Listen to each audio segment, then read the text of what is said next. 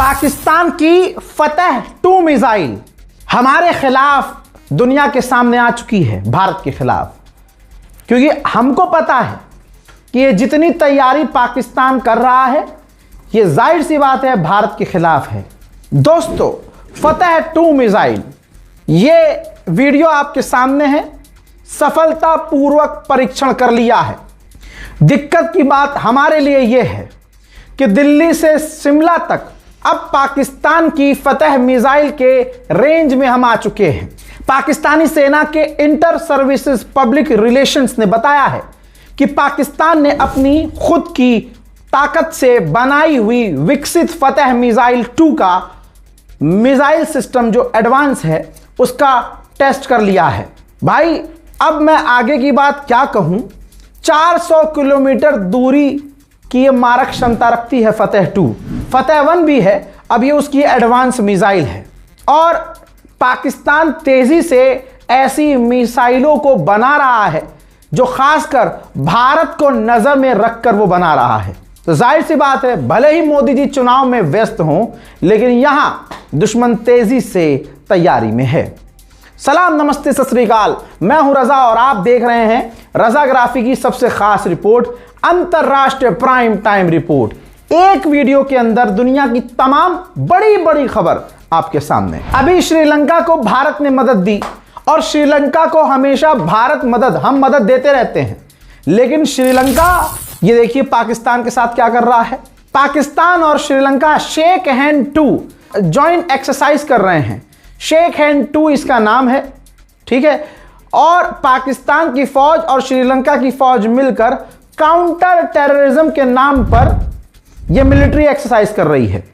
जो मुल्क पूरी दुनिया में आतंकवाद फैलाता है, अब वो नजर आ रहा है कि भैया वो तमाम देशों के साथ क्लोज हो रहा है। हमारे हाथ से लगता है श्रीलंका भी गया।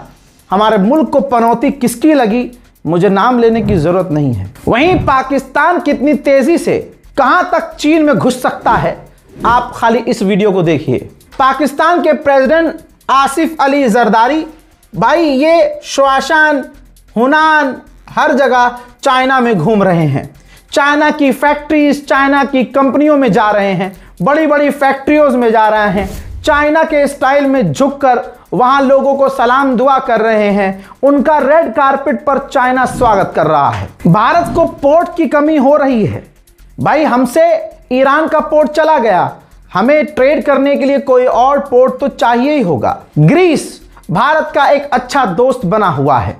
ऐसे में अब भारत कोशिश कर रहा है कि ग्रीस का पोर्ट किराए पर लिया जाए, और अगर यह पोर्ट हमारे कंट्रोल में आता है तो भारत के लिए काफी बिजनेस के रास्ते खुलने वाले हैं। उधर बांग्लादेश अब भारत के आगे नाक रगड़ रहा है और भारत से कह रहा है कि वीजा प्रोसेस अब नॉर्मलाइज कर दे। बांग्लादेशियों को जो वीजा नहीं दे रहा था भारत, अब वीजा देना आसान कर दे, पहले की तरह नॉर्मलाइज कर दे। एक और बड़ा अपडेट, भारतीय वॉरशिप सिंगापुर पहुंची है। तो कहा जा रहा है सिंगापुर और भारत की नौसेना मिलकर ड्रिल करने की तैयारी में है। हमारे दोस्त रशिया ने हमें धोखा नहीं दिया है और हमारी भी एयर डिफेंस की ताकत किसी आंगे पोंगे से कम नहीं है।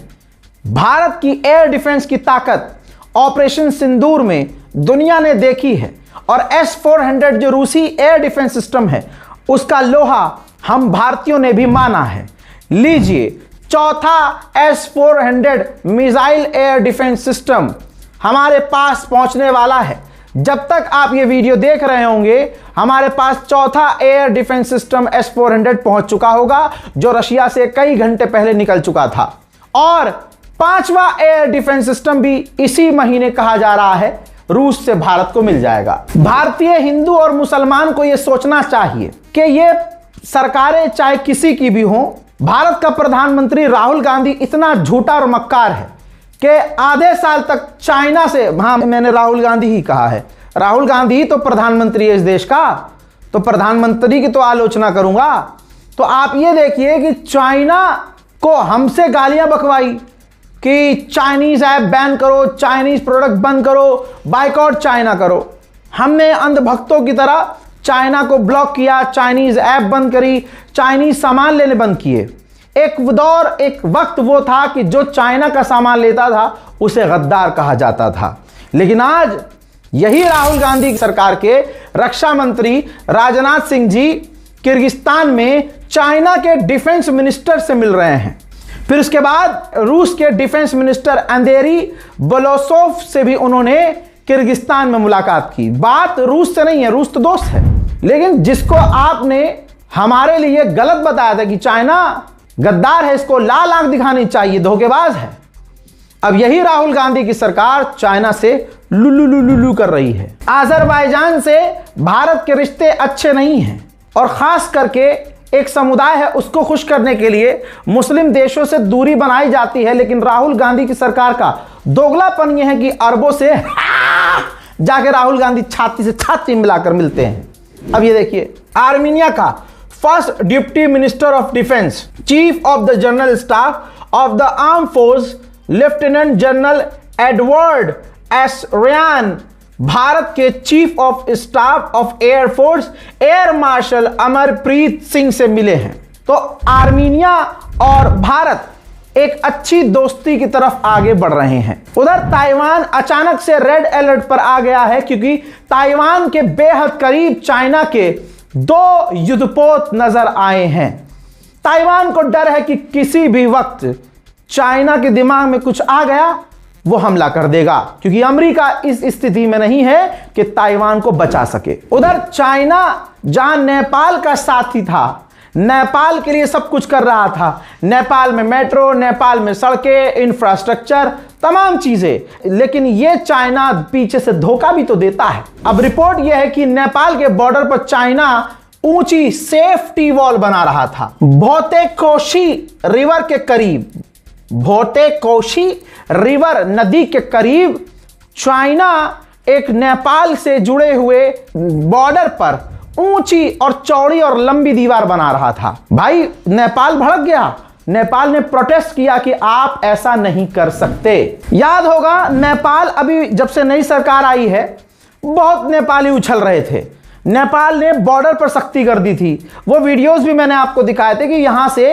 भारतीय इलाके से अगर कोई 100 रुपये से ऊपर का भी सामान लेके जा रहा था ना, अबे भैया केला भी अगर कोई 1 दर्जन लेके जा रहा था तो वो केला भी नेपाल के अंदर नेपाल की बॉर्डर फोर्सेस जाने नहीं दे रही थी। दूसरी चीजें तो बहुत दूर की बात, ये तमाम नेपाल हरामीपन कर रहा था। हम सब ने मिलकर इग्नोर किया कि चल ठीक है, नई नई सरकार आई है, कर रहे होंगे, चलो ठीक है, अच्छी बात है, ये है वो। लेकिन अब तो हद ही हो गई। एक औरत 4 केला लेके जा रही है, उसका केला निकाल के फेंक दिया। तेल लेके जा रही है, जो खाने का तेल होता है, खाने के लिए इस्तेमाल होता है, भाई वो नहीं तेल ले लिए। अरे फिर भारत ने खेला मास्टर स्ट्रोक। मोदी सरकार ने ऐसा दांव मारा कि नेपाल को पेशाब लग गया। ये रही रिपोर्ट। हम नेपाल से भाई साहब चाय की पत्ती लेते हैं, ठीक है। अब दोस्तों भारत ने कहा कि अभी तक हम जैसे भी लेते थे वो दूसरी बात है, लेकिन अब जो नेपाल से चाय की पत्तियां हम खरीदते हैं भारी मात्रा में, अब उसकी हम सख्ती से जांच करेंगे।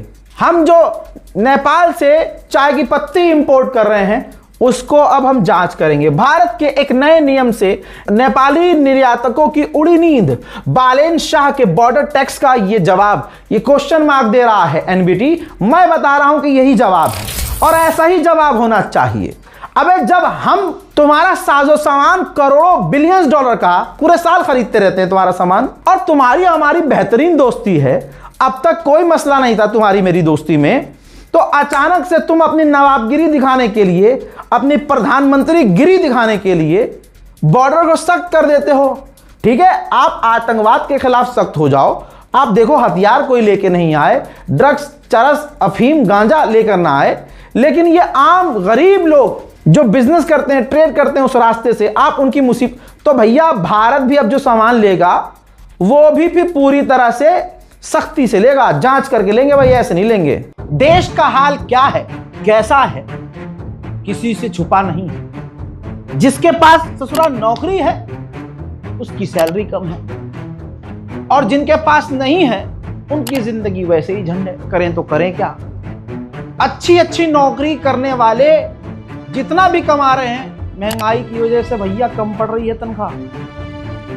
घर चलाना मुश्किल हो रहा है। ऐसे में लोग दूसरा भी काम तलाशते हैं, यार कोई और काम मिल जाए, कोई और तरीका मिल जाए, ज़्यादा पैसा कमा लें, थोड़ा यार साइड से कुछ कमा लें, खर्चा पानी तो निकल जाए।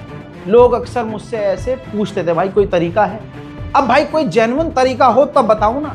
लंबे समय के बाद एक तरीका है जो मैं आपको बताने वाला हूं, वो भी हलाल तरीका, पूरी रिसर्च के बाद। शेयर मार्केट बहुत सुना था भाई मैंने, दिमाग भी बहुत लगाया मैंने। अब एक ऐप है मार्केट वॉल्फ नाम से, हलाल तरीका है दोस्त। सबसे बड़ी बात यह है कि जो मार्केट वॉल्फ जो ऐप है, ये सेबी से रजिस्टर्ड ऐप है, जो इंडिया में काफी तेजी से बढ़ रही है। सोचा आप लोगों को भी बता दूं, भैया फायदा उठा लो, कहीं देर ना हो जाए। आपके पास मोबाइल होना चाहिए और थोड़ा इतना सा दिमाग लगाना है। चलिए मैं आपको बताता हूं कि इस ऐप को इस्तेमाल कैसे करना है। देखिए, मैंने यहां पर पिन डालकर लॉगिन कर लिया और फॉलो ट्रेंड पर क्लिक कर दिया। ये आपको प्रॉफिटेबल ट्रेंड दिखाएगा जो बाजार में चल रहा है और आप एक क्लिक में फॉलो कर सकते हैं। अब जो दूसरी एप्स हैं वो कहती हैं, भैया आप इतना इन्वेस्ट करो, इतना इन्वेस्ट करो, इतना करो, ज्यादा करो, है ना। यहां पर मजेदारी की बात ये, कम से कम अमाउंट आप इन्वेस्ट करके काम शुरू कर सकते हैं, ट्रेडिंग शुरू कर सकते हैं। अब जो लोगों को टेंशन होती है, यार नुकसान हो गया तो क्या करेंगे हम, पूरे देश का नुकसान है भाई, उधर भी ध्यान दे लो। यहां 1500 में इतना सोच रहे हो, लेकिन इसमें मैं तरीका बताता हूं। इस ऐप की एक और खासियत फीचर यह है कि एक लेवल पर जब आपका लॉस अगर होने लगा तो भाई अपने आप आसान जबान में कट लग जाएगा, फौरन स्टॉप हो जाएगा। जब आपके लॉस के लिमिट पर कट लगेगा तो इसका मतलब यह है नुकसान नहीं आपका, तो फायदा ही फायदा है। यानी ससुरा नुकसान होना नहीं है और फायदा होगा तो मजे ही मजे। अब इससे बड़ी बात यह कि मार्केट वॉल्फ का जो ब्रोकरेज है वो तमाम मार्केट से सबसे कम है। प्रॉफिट ट्रेंड के हिसाब से मूव कर रहा था, मैंने स्टॉप ट्रेड क्लिक कर दिया और बस 1306 का प्रॉफिट बुक हो गया इतने कम वक्त में। इस पूरी फैसिलिटी को आप 99 रुपीज में लाइफ टाइम के लिए यूज कर सकते हैं। अब बच्चे की जान लोगे क्या? आप यहां पर सब कमोडिटीज भी, यानी गोल्ड, सिल्वर, क्रूड ऑयल या नेचुरल गैस पे भी बड़ी आसानी से इन्वेस्ट कर सकते हैं, वो भी सुबह 9 से रात 12 बजे। कमाल की बात यह है कि ये मार्केट वॉल्फ ऐप आपको रिकमेंडेशन देगा कि भैया इसमें फायदा है, इसमें फायदा है, इसमें फायदा है, अकल का इस्तेमाल करो, लगाओ। लोगों ने 28 तारीख को एक दिन में 11,850, जून में 70,468 और जुलाई में 59,696 का प्रॉफिट बुक किया। और इस प्रॉफिट में मार्केट वॉल्फ का कोई कमीशन नहीं लगता। यह ऐप कोई हल्की फुल्की नहीं है, 2 मिलियन से ज्यादा इसके डाउनलोड हो चुके हैं, लोग धड़ल्ले से इस्तेमाल कर रहे हैं। तो भैया पीछे मत रहो, जिंदगी में कभी तो आगे बढ़ो, जल्दी जाओ डाउनलोड करो। इस ऐप का लिंक और डिटेल मैं कमेंट सेक्शन में भी पिन कर रहा हूं, जाइए क्लिक कीजिए, डाउनलोड कीजिए और शुरू हो जाइए। उधर तालिबान सरकार पर आपकी नजर नहीं है, लेकिन बता दूं कि तालिबान सरकार तेजी से तरक्की कर रही है। रिपोर्ट आपके सामने है। 5 तालिबान की सरकार ने ऐलान किया है कि हम 5 नए तेल के कुएं, जुमर्द से नाम का तेल का कुआं खोल दिया है। तेल के, ये वही तेल है, ध्यान से देख लीजिए, जिसके लिए अमेरिका ने अफगानिस्तान को बर्बाद किया था। अब दोस्तों बड़ी खबर, बांग्लादेश पर आप भरोसा कर लीजिएगा, हम नहीं कर सकते। रशिया भरोसेमंद है, लेकिन रूस की दोस्ती पर भी भाई ये मेरा पर्सनल ओपिनियन है, मेरी समझ में नहीं आती रूस की दोस्ती। बांग्लादेश से भारत का तनाव है, बांग्लादेश की मदद की रशिया ने, हमारे दोस्त ने, न्यूक्लियर पावर प्लांट बनाने में।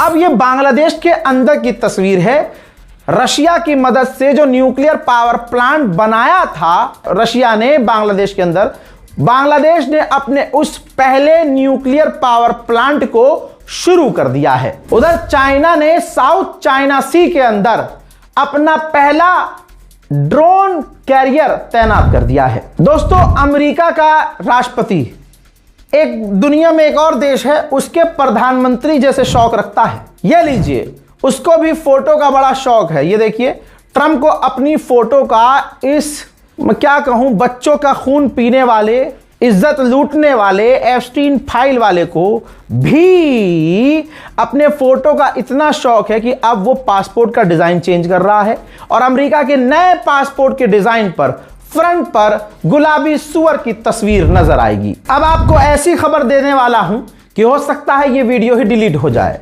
आपके सामने जो शख्स है ये लॉरेंस विल्करसन, जो ex chief of staff to US secretary of state, ठीक, इन्होंने यानी सरकारी आदमी है भाई, सिक्योरिटी से हैं और टॉप लेवल का आदमी है। इसने कहा कि हमने दुनिया से झूठ बोला, हमने वियतनाम के बारे में, इराक के बारे में, अफगानिस्तान के बारे में, सोमालिया के बारे में, लीबिया के बारे में झूठ बोला। हमने पूरी दुनिया में आतंकवादियों को हथियार दिया। यह अमेरिका की सच्चाई ये खोल रहा है आदमी, और यह सच्चाई दुनिया के तमाम मुसलमानों को पता है। और यही तो मुसलमान कहता आया है कि पूरी दुनिया में अगर सबसे बड़ा आतंकवादी कोई है तो अमेरिका है। गुलाबी सुअर जितना पलटू कोई नहीं है जो अभी तक ब्रिटेन के खिलाफ बोल रहा था। जब ब्रिटेन का राजा किंग चार्ल्स पहुंचा है डोनाल्ड ट्रंप से मिलने, तो इसने कहा, गुलाबी सुअर ने, कि अब तक अमेरिका के पास ब्रिटेन जैसा दोस्त नहीं था, आज सबसे अच्छा दोस्त हमारा ब्रिटेन के रूप में मौजूद है। अब सुनिए, ब्रिटेन का एम्बेसडर जो अमेरिका में तैनात है, ब्रिटेन ने अपना एम्बेसडर जो अमेरिका के लिए चुना है, उसने प्राइवेटली कहा है, ऑफिशियल नहीं कहा है, लेकिन वो रिपोर्ट छप गई है। उसने कहा है कि अमेरिका के रिश्ते सबसे बेहतर अगर किसी के साथ हैं तो वो सिर्फ इजराइल के साथ हैं। इतने अच्छे रिश्ते हमारे साथ भी नहीं हैं। जर्मनी का लेपर्ड टैंक यूक्रेन और रूस की वॉर में रूस के हत्थे लग गया। रशिया ने वो टैंक उठाकर नॉर्थ कोरिया के तानाशाह किम जोंग उन को गिफ्ट बतौर दे दिया। बताइए जर्मनी किस तरह से जलील हुआ। अब सुनिए भारत में क्या चल रहा है। चुनाव एक जगह हो रहा है ना, तैयारी चल रही है, तो वहां पर मोदी सरकार को यह डर था कि भाई वोट उसे नहीं मिलेंगे क्योंकि वहां हिंदू मुसलमान में लोग बट नहीं रहे। बंगाल में इन्होंने खूब पूरी कोशिश की, तो एक यूपी का आईपीएस ऑफिसर वहां भेज दिया जो एक नंबर का अय्याश मिजाज और गुंडा मिजाज है। उनकी गुंडागर्दी की तस्वीरें सामने आ रही हैं। सचिन गुप्ता ने खुद ट्विटर पर बताया है कि बंगाल चुनाव में ऑब्जर्वर बनाए गए यूपी के आईपीएस ऑफिसर अजय पाल शर्मा के खिलाफ केस दर्ज हुआ है। आरोप है कि फाल्टा में आईपीएस अजय पाल और केंद्र बलों के जवानों ने रात के समय घरों में जबरन घुसकर महिलाओं के साथ मारपीट की। यह शिकायत पीड़ित महिलाओं में से किसी एक ने दर्ज कराई है। आपके सामने यह एफआईआर की कॉपी है जो हिंदी में ट्रांसलेट की गई है। सबूत लगा रहा हूं भाई, जो भी बोलूंगा ऐसे सबूत और ऐसे लेयर पर बोलूंगा कि कोर्ट में भी हमारी बात गलत साबित नहीं हो सकती। आप देख लीजिए, ये सोर्स भी दिखा रहा हूं, कंप्लेंट भी दिखा रहा हूं। अब ये जो आईपीएस ऑफिसर अजय पाल शर्मा है, इसका रंगीन मिजाज वीडियो सांसद महुआ मित्रा ने शेयर किया है कि अजय पाल किस में भाई लौंडियाबाज है, ये औरतों का, लड़कियों का शौकीन है। अब पता नहीं ये भैया शादीशुदा है क्या, लेकिन मगर भाई ये तो औरतबाज आदमी निकला भाई, ये तो रंगीन है भाई। बात ये नहीं है कि सही है गलत है, बात यह है कि एक टॉप लेवल का अधिकारी, यह है उसकी असली जिंदगी। अब दोस्तों कई तरह के सवाल उठ रहे हैं, लेकिन हम आगे क्या ही कह सकते हैं। बंगाल से एक और वीडियो बहुत तेजी से वायरल हो रहा है, जहां बीएसएफ के जवान बीजेपी के लिए पर्चा बांट रहे हैं और कह रहे हैं लोगों से कि भाई भाजपा को वोट देना। यह हमारी फौज को मोदी सरकार ने किस काम पर लगा दिया है, देखिए। दादा आप ओ सीआरपीएफ सर, आप वोट डालने के लिए क्यों बोले हमको इसमें? आप क्यों बोले इसको, बोलिए हमको। आप तो न्यूट्रल है, आप तो न्यूट्रल, इसमें क्या वोट डालने के लिए बोले? बोलिए, आप बीजेपी के लिए प्रचार कर रहे हैं क्या? आप क्यों हमको बोले इसमें वोट डालने के लिए? बोलिए, काय चल जा रहे, बोलिए काय बोलिए आप। देखुन এই সিআরপিএফ ধরে বলছে এখানে বিজেপিকে ভোট দিতে হবে। এই তো বর্তমান পরিস্থিতি আমাদের। ইলেকশন কমিশন থেকে শুরু করে বিজেপির ক্যান্ডিডেট ঘুরছে, সঙ্গে সিআরপিএফ বলছে যে বিজেপিকে ভোট দিতে হবে। যখন আমি ধরলাম তখন বলছে না না ভোট দেওয়া নেই, আমার সামনে ছিল, এনার সামনেই বলেছে। তোমার সামনে বলেছে কিনা বলো যে ভোট দিতে হবে? বলছে কমিশনের সঙ্গে যে लोग हो रहे এখানে बीजेपी कैंडिडेट। हजरात, यही तो वजह है, मैं हमेशा बोलता आया हूं कि भाई मैं मोदी सपोर्टर हूं, क्योंकि जो आदमी हार ही नहीं सकता उसके खिलाफ खड़े होकर क्या फायदा। भाई वोट किसी को भी दो, मिलेगा बीजेपी को, जाएगा भाजपा को। साम दाम दंड भेद सारे लगा दिए भाई साहब। हमारी फौज भाई बेकार कर दी। बीएसएफ को देखिए कहां काम पे लगाया हुआ है। पूरा चुनाव आयोग ही जब मोदी जी की जेब में हो तो कोई क्या उखाड़ लेगा भाई। आचार संहिता का घोर सीधा उल्लंघन रवि किशन कर रहे हैं और कह रहे हैं कि अगर बीजेपी को वोट नहीं दिया तो सनातन नहीं बचेगा। अब हिंदुओं को यह सोचना चाहिए कि क्या सनातन धर्म इतना कमजोर है कि एक पार्टी अगर हार गई तो सनातन खत्म हो जाएगा। जरा सोचिए, मैं खुद एक मुसलमान हूं कि यह बात इज्जत से कह रहा हूं कि सोचिए क्या सनातन इतना कमजोर है। सुनिए। किए तो यहां का सनातन खत्म हो जाए। अब ये चुनाव अगर हाथ से आप लोगों ने उमेश भैया को वोट नहीं दिया कि वो रक्षा न करी, ये हम दावे के साथ कहते कहें। आचार संहिता, कानून सब गया तेल लेने। सेरामपुर बंगाल के इलाके में एक बीजेपी का कैंडिडेट एक तरफ चुनाव चल रहा है और दूसरी तरफ ये पैसे बांट रहा है। पैसे बांट रहा है भाई। मुझे बताओ फिर कैसे भाई साहब ये देश बचेगा। लोकतंत्र की नीलामी रंगे हाथ पकड़ी गई है। बीजेपी के उम्मीदवार भास्कर भट्टाचार्य प्रचार खत्म होने के बाद भी कैश बांटते हुए नजर आए हैं, पकड़े गए हैं, वीडियो वायरल है। फिर भी भाजपा खामोश है। चुनाव आयोग गूंगा है। चुनाव हो रहा है या खरीद फरोख्त ये किसी को नहीं पता, लेकिन दिख रहा है कि ये दलाली हो रही है। यूपी बहराइच का एक वीडियो है। मेरे पीछे एक महिला को उसके चेहरे पे आग वाग लग गई, झुलस गई, उसको बुझाते हुए लोग नजर आए हैं। अनुपमा इसका नाम है। मोदी भक्त है, मोदी पगलू है, बीजेपी की कार्यकर्ता है। राहुल गांधी और अखिलेश यादव की तस्वीर को, उनके पुतले को जला रही थी। अखिलेश का पुतला जला रही थी। अखिलेश जी का पुतला जलाते दौरान इसका मुंह ही झलस गया, जल गया मुंह, फफोले पड़ गए। आप यकीन नहीं करेंगे, ये तस्वीर देखिए। जो औरत अखिलेश का जो पुतला जला रही थी उसे देखने के लिए अखिलेश यादव जी अपनी पूरी टीम के साथ पहुंच गए। बताइए मैं क्या कहूं इस पे भाई। मेरे नफरत की राजनीति कौन कर रहा है और प्रेम की राजनीति कौन कर रहा है, ये आपके हाथ में है, आपके दिमाग में है, खुद समझिए। 29 अप्रैल यानी आज के बाद राहुल गांधी आज बोल रहे हैं, हम ईरान अपडेट जब देते थे, हमने पूरे महीने 2 महीने दी है, हमने तभी कहा था कि सिर्फ भारत में चुनाव जो हो रहे हैं ना किसी जगह पर, उस वजह से बीजेपी महंगा नहीं कर रही है कुछ। 29 अप्रैल के बाद सब कुछ महंगा हो जाएगा। राहुल गांधी खुद कह रहे हैं चुनाव खत्म, खेल खत्म। अब बीजेपी जीते या हारे अपना असली चेहरा दिखाएगी और महंगाई देश में धड़ाके से बढ़ेगी। एक दौर था जब एनडीटीवी के लाल माइक की बड़ी इज्जत और कद्र हुआ करती थी। दूसरे चैनल को गणचट्टा बोला जाता था, लेकिन एनडीटीवी पर जब तक ये रविश कुमार आदमी था ना, ये किसी की सुने बिना जनता की बात रखता था और इसके लाल माइक एनडीटीवी की पूरे भारत में बल्कि पूरी दुनिया में इज्जत थी, भरोसा था। आज देखिए एनडीटीवी के लाल माइक का एक दौर था ना, एक रुतबा था, सम्मान था। एनडीटीवी ने अपने रिपोर्टर्स की बदौलत एक इज्जत कमाई थी, लेकिन आज ये चैनल रिपब्लिक टीवी, जी टीवी जैसे गोदी मीडिया को खदेड़ते थे। आज बंगाल में एनडीटीवी को भी ऐसे ही खदेड़ा गया और ऐसे ही उसका विरोध किया गया।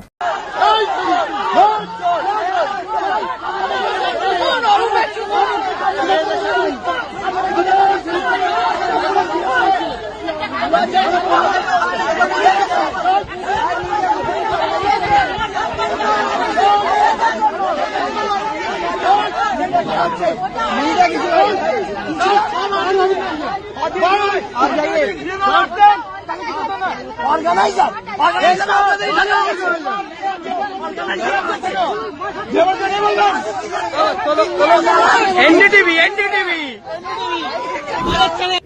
दोस्तों, लव जिहाद कहा जाता है। मैं 5 साल से कह रहा हूं कि जो हिंदू समुदाय मुसलमानों पर इल्जाम लगाता है, असल में वो मुसलमान नहीं, वो हिंदू समुदाय खुद कर रहा होता है। आप कोई भी एग्जाम्पल उठाकर देख लो, कोई भी।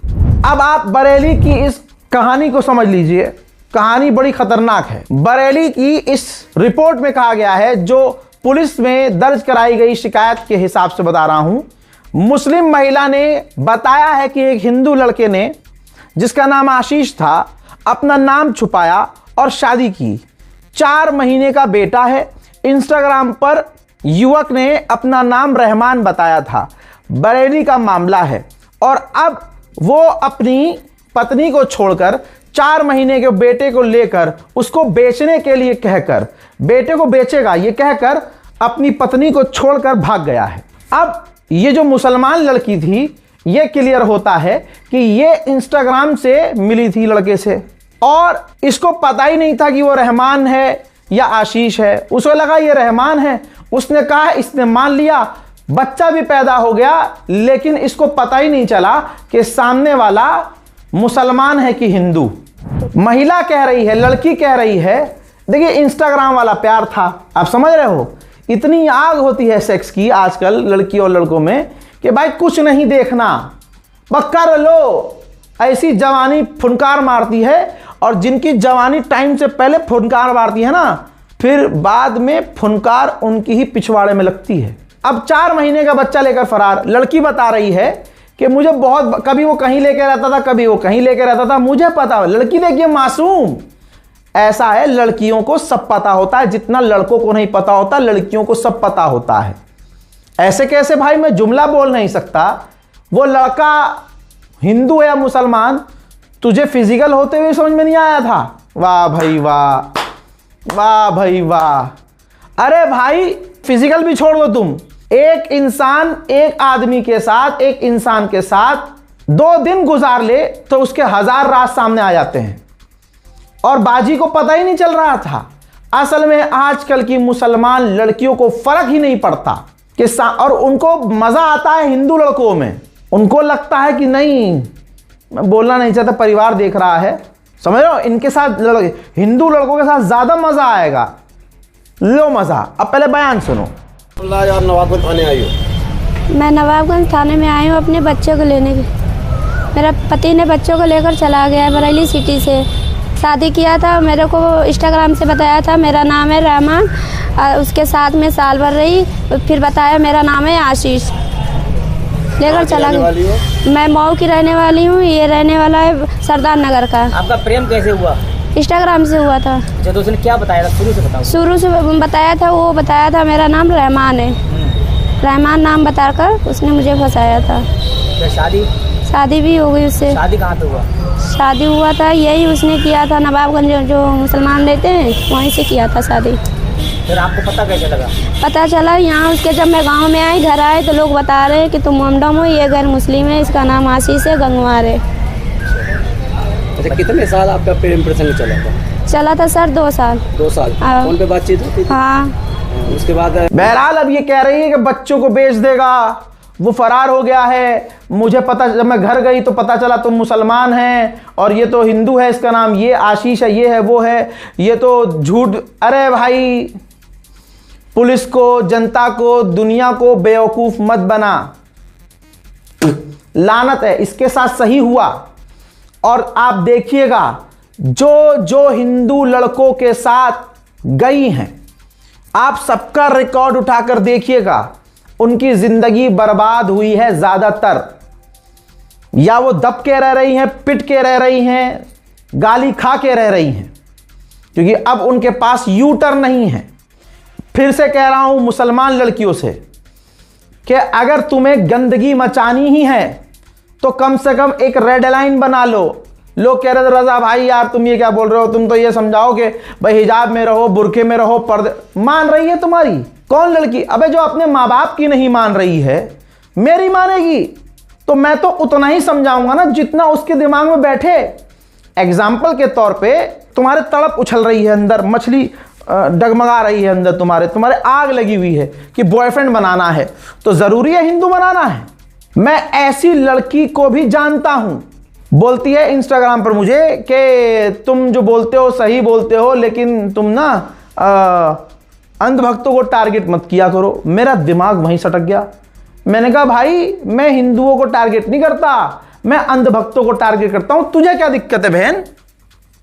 बोलती है तुम्हारी वीडियोस में जब मेरे हिंदू दोस्त देखते हैं तो वो उनको अच्छा नहीं लगता। मैंने कहा तेरे हिंदू दोस्त बुरा मानते हैं तो मैं सच बोलना बंद कर दूं? काफी देर बात हुई तो वो तुरंत अंधभक्तों की जबान पे आ गई। अंधभक्त मैं बता नहीं सकता, चैट मेरे पास मौजूद है, वो गाली गलौज पे आ गई भाई। तब मुझे काफी देर बाद पता चला कि ये मुसलमान लड़की किसी हिंदू के साथ बुरी तरह से फंसी हुई है और हिंदू लड़के मुसलमान लड़कियों का मुसलमान लड़कों के खिलाफ और मुसलमानों के खिलाफ इस्तेमाल कर रहे हैं। तो आज जो हमारी ये बुरखे वाली लड़कियां, मैं कहता हूं ये बुरखे पर मत जाना कि बुरखे वाली हिंदुओं के साथ घूम रही हैं। तिलक लगाया हुआ है, कितनी वीडियोस वायरल हुई हैं, तिलक लगाया हुआ है, कलावा हिंदू लड़का है खुले में, बिल्कुल कोई ढका छुपा नहीं। और कोई हिंदू नहीं छुपाता अपनी पहचान, कोई हिंदू अपनी मुसलमान लड़कियां बुरखे वाली जिनके माँ बाप 5 टाइम के नमाजी हैं, जानबूझकर हिंदुओं के साथ निब्बा निब्बी की एक तो वैसे ही दुनिया चल रही है। लुल्ली में भी जान नहीं है, लड़की ले घूम रहे हो, इतना सा चूहे जैसा मुंह है, लड़की खूबसूरत है, पूछो ही मत। और लड़कियां देख कुछ नहीं है, पता नहीं लड़कियां देख क्या रही हैं लड़कों में। अरे जिसको लेके घूम रही है 2 कौड़ी की औकात नहीं, दोस्त की स्कूटी मांग के लाया है, दोस्त की बाइक मांग के लाया है, नौकरी उसके पास है नहीं, क्या तेरा स्टैंड लेगा? अगर तू उसके साथ भाग के शादी भी कर लेगी तो 1 महीने वो सेक्स का मजा ले लेगा तेरे साथ, मन भर जाएगा, उसके बाद वो कहां से किराया भरेगा, कहां से नौकरी करेगा, फिर आपस में बर्तन खड़केंगे। देखो जो नौजवान है वो मेरी बात को नहीं समझेंगे, घर के बुजुर्ग इस बात को समझेंगे, जो मैच्योर है वो इस बात को समझेंगे कि रजा जो कह रहा है सही कह रहा है। 4 महीने बाद 6 महीने बाद जब तुम्हारा सारा पानी ठंडा हो जाएगा ना, फिर तुम्हें दिखेगा कि भाई आटा इतना महंगा है, अरे दाल इतनी महंगी है, ओ हो, तब तुम्हें पता चलेगा कि अरे जिसे तुम लेके आए हो रोटी तो बनानी आती नहीं। जब माँ की रोटी पेट याद करेगी, जब माँ की रोटी तुम गोल गोल मिस करोगे, जली हुई रोटी देखकर और माँ के हाथ की रोटी जब तुम्हें याद आएगी, तब तुम्हें एहसास होगा कि 2 मिनट के मजे के लिए मैंने अपनी पूरी जिंदगी बर्बाद कर ली। फिर उसको लड़की को अपनी अम्मा याद आएंगी, लड़के को अपने अब्बा याद आएंगे। फिर वहां से मैंने कितनी कितनी कितनी सारी शादियां टूटती हुई देखी हैं। यकीन करो यह कहना गलत है कि प्यार अंधा होता है, जी भाड़ में जाए प्यार, अंधा अंधा कुछ नहीं होता है। प्यार अगर तुम्हें करना है तो तुम्हारी सिलेक्शन सही होनी चाहिए। अबे भाई अगर तुम मार्केट से 3000 रुपए की चीज लेने जाते हो तो 10 चीजें देखते हो ना भाई। तो अगर लड़कियां, मैं लड़कियों से मुखातिब हूं कि अगर तुम कोई लड़का चूज कर रहे हो तो तुम्हारी पहली सिलेक्शन यह है कि हिंदू हो। वाह भाई वाह। अरे भाई तुम्हें क्लब लाइफ एंजॉय करनी है, तुम क्लब में जाती हो, बार में जाती हो, तुम ट्रैवलर हो, तुम व्लॉग बनाना चाहती हो, तुम्हें डांसर बनना है, तुम्हें नचनिया बनना है, मैं उस पर कुछ टिप्पणी नहीं करूंगा। लेकिन कम से कम अगर तुम बॉयफ्रेंड बना रहे हो, तुम फ्यूचर में किसी के साथ शादी करना चाह रहे हो, तो लड़का कम से कम मुसलमान तो चुन लो, मुसलमान तो हो। यह नया ट्रेंड शुरू हुआ है। और ये जो कहते हैं ना, नहीं भाई भगवा लव ट्रैप, मुझे नहीं लगता भाई भगवा लव, हां उनकी तरफ से ये कैंपेन है भगवा लव ट्रैप, लेकिन क्या लड़कियां बेवकूफ हैं? बताइए, लड़कियां बच्ची हैं मुसलमानों की। अरे भाई वो हमसे ज्यादा बड़ी हैं, 16 साल की लड़की हमसे ज्यादा दिमाग वाली है। घर पे क्या झूठ बोलकर, कैसे फरजाना के घर जा रही हूं झूठ बोलकर, फिर 2 दिन के लिए ट्रिप पे चले जाना है, कैसे आसिया का बहाना लगाकर मैं अपने बॉयफ्रेंड के साथ जाऊंगी, अम्मी आसिया को फोन करेंगी, आसिया मुझे कॉन्फ्रेंस पे लेके बता देगी हाँ हम दोनों साथ में हैं। नाजिया कह देगी, नाजिया मेरी अम्मी से कह दियो, अम्मी का फोन आया कि हाँ मेरे साथ ही है, अभी ऊपर है, अभी बात करा दूंगी, फिर मैं कॉल बैक कर लूंगी। वो बॉयफ्रेंड के साथ है, प्रकाश के साथ। क्या है ये भाई, ये सब ये खत्म हो जाएगा। ये जो तुम्हारे अंदर तड़प है ना, ये 2-4 बार ओयो जाओगी, सब खत्म हो जाएगा। अकल आएगी, और जब तक अकल आएगी तुम अपनी वर्जिनिटी के साथ साथ बहुत सारी चीजें खो चुकी होगी। सीधी सीधी बात है। वो इज्जत तो पहले जाएगी तुम्हारी। आ ही नहीं रहा भाई, कौम को समझा समझा के मैं बुरा बन गया, लेकिन नहीं आ रहा समझ में। यकीन कीजिए, मैं घर वालों से कहूंगा, जो घर में ये लोग देख रहे हैं, अपनी बेटियों से कहिए कि इस भाई की वीडियो देखो। कसम खुदा की मैंने ये समझा है और देखा भी है कि मैं अगर समझाता हूं तो समझ में आ जाता है लोगों को। माँ बाप अगर बेटी को समझाते हैं तो नहीं आता। मैं देता हूं भाई एग्जाम्पल लाइव। तो अपने घर की लड़कियों को कहो कि भैया हमारे साथ मत देख तू वीडियो, लेकिन रजा का वीडियो तो देख लिया कर अकेले में। कभी भी दिमाग खुलेगा, पता चलेगा दुनिया में चल क्या रहा है। समझे? इस रिपोर्ट को शेयर कीजिए। अंतरराष्ट्रीय प्राइम टाइम रिपोर्ट में आज के लिए इतना ही। और एक बार फिर से याद दिला दूं, मार्केट वॉल्फ ऐप 2 मिलियन लोगों ने डाउनलोड कर लिया है। जिनमें आप नहीं है, ये आपकी गलती है, आपका नुकसान है। जिंदगी को आसान बनाइए। महंगाई हो रही है, पैसा कमाना मुश्किल है, अबे सेव करना मुश्किल है। रोज 500 रुपये जेब से खर्च होने लगे ना तो पसीना छूट जाता है। तो ऐप का इस्तेमाल कीजिए। मार्केट वॉल्फ ट्रस्टेड ऐप है भाई, भरोसेमंद ऐप है, वेरीफाइड है। लिंक डिस्क्रिप्शन में भी है और कमेंट में पिन भी कर दिया है। क्लिक कीजिए, डाउनलोड कीजिए, एंजॉय कीजिए। जय हिंद।